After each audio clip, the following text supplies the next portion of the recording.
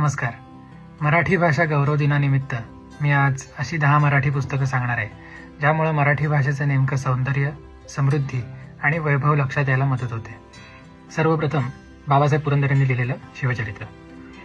वनवासात आलेल्या रामाच्या पावलांनी या महाराष्ट्राचं भूमिपूजन केलं इथपासून या शिव आख्यानाला प्रारंभ होतो.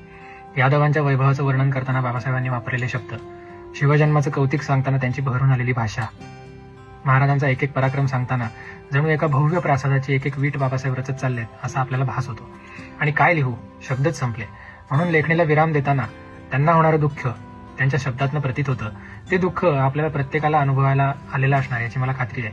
आणि असा अनुभव देणारं पुस्तक हे मराठी भाषेचं एक लेणं आहे असं मला वाटतं. त्याच्यानंतर लोकमान्य टिळकांनी लिहिलेलं गीता रहस्य. शतकानुशतकं भारतीय समाज कर्मसन्यास या तत्वाच्या प्रभावाखाली होता. याचं कारण आदी शंकराचार्यांचं शंकरभाष्य. ते गीतेवर लिहिलेलं पहिलं भाष्य किंवा टीका उपलब्ध आहे. आणि त्यात शंकराचार्यांनी गीतेचा मूळ गाभा हा अद्वैत वेदांताचा असल्याचा सिद्धांत मांडलाय. ते भाष्य भारतीय समाज मनात इतकं रुजलंय. त्यानंतर रामानुजाचार्य यांनी केलेला टीकेचा भाष्यग्रंथ, त्यात गीतेचा मूळ गाभा द्वैती असल्याचा सिद्धांत त्यांनी मांडलाय.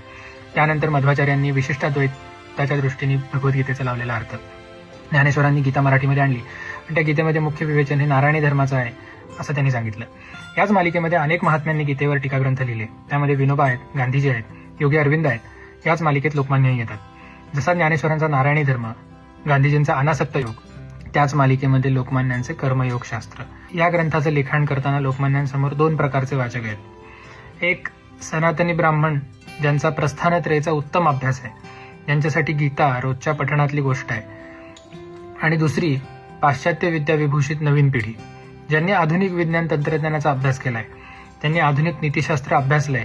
आणि म्हणून या ग्रंथाचं नाव Hindu philosophy of life, ethics and religion असं आहे. जी आधुनिक पिढी पाश्चात्य विद्या विभूषित म्हणून या देशात आली, ती असंही शिकून आली की भारताकडे नीतिशास्त्र नाही, भारताकडे फक्त वैराग्य, संन्यासी वृत्ती एवढंच आहे. त्यांच्यासाठी गीता रहस्य म्हणजे एथिक्सचा भारतीय धडा आहे. कारण यामध्ये पाश्चात्य समाजशास्त्र, समाज विज्ञान यांची उदाहरणं आहेत.